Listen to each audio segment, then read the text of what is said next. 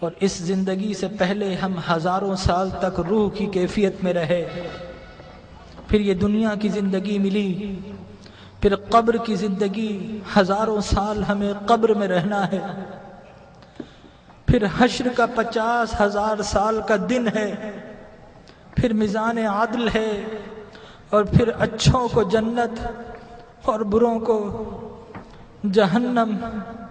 یہ انسانی زندگی کے مراحل ہیں، لیکن انسان کا المیہ یہ ہے کہ انسانی زندگی کا وہ گھر جو سب سے مختصر گھر ہے، انسان نے اسی زندگی کو اپنا سب کچھ سمجھ لیا ہے۔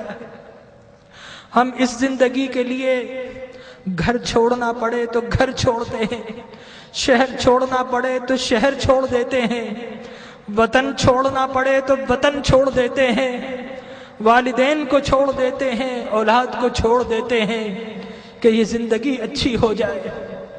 ڈاکٹر کہے کہ تمہارا جسم بیمار ہے، فلاں چیز چھوڑ دو، تو ہم وہ چھوڑ دیتے ہیں، حتیٰ کہ کھانا اور پینا بھی چھوڑ دیتے ہیں۔ لیکن میرے بھائیوں، اپنے دل پر ہاتھ رکھ کر بتاؤ کہ کبھی اللہ اور اس کے رسول کے لیے کچھ چھوڑا ہے؟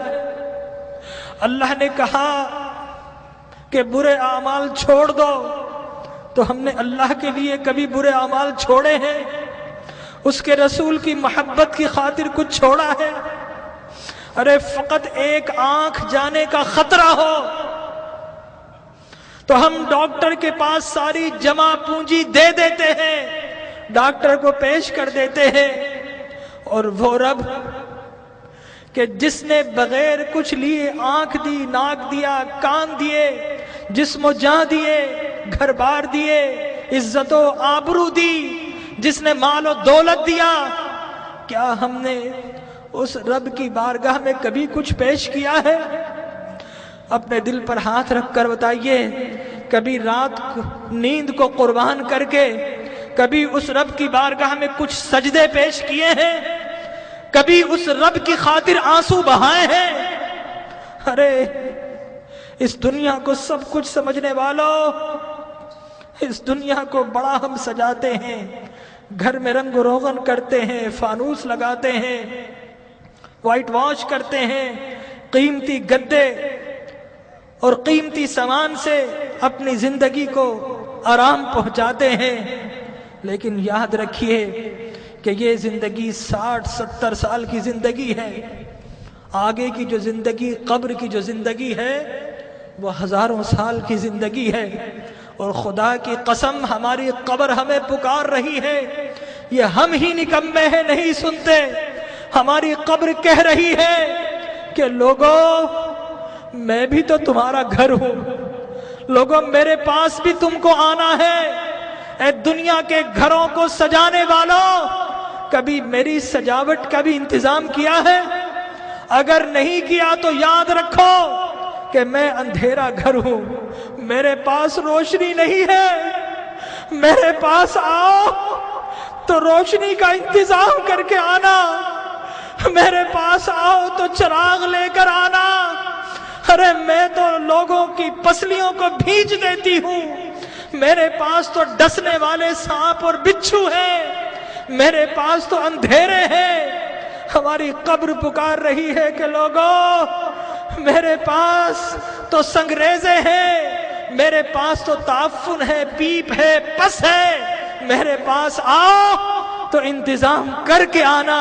خالی ہاتھ آئے تو پھر بڑا پچھتاؤ گے، میرے پاس آؤ تو ایک اعمال کا دیا ہاتھ میں لے کر آنا۔ لیکن ہمارا المیہ یہ ہے کہ ہم قبر کی پکار سننے کو تیار نہیں ہیں۔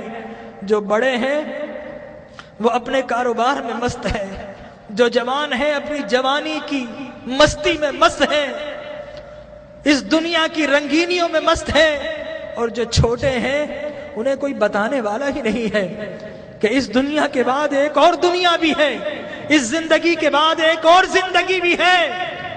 بتائیے، اگر آپ سے کوئی کہے کہ دیوار کے پیچھے کوئی گن لے کر کھڑا ہے تو آپ جائیں گے؟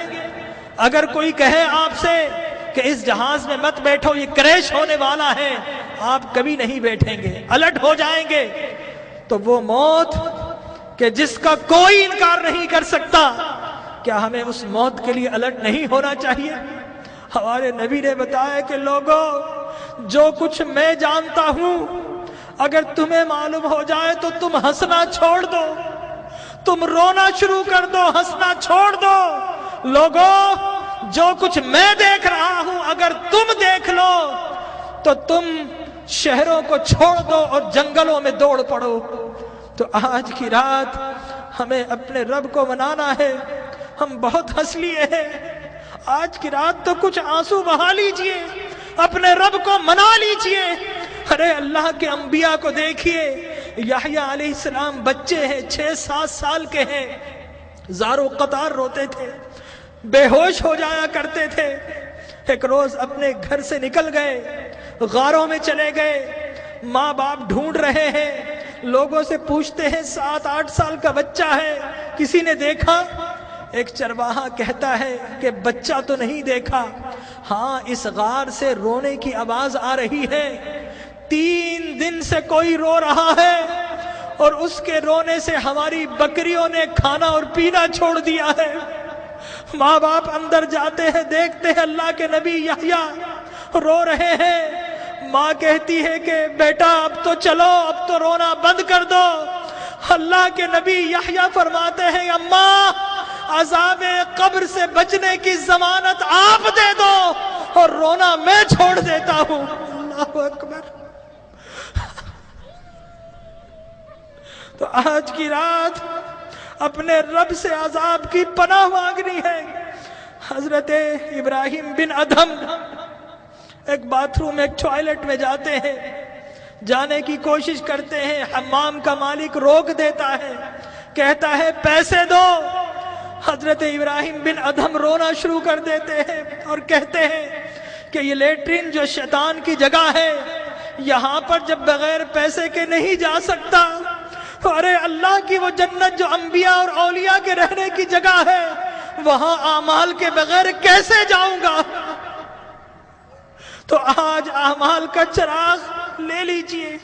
اللہ تبارک و تعالی ہماری حاضری کو قبول فرمائے۔ اپنی محرومیوں کو یاد کیجئے، اپنی بیماری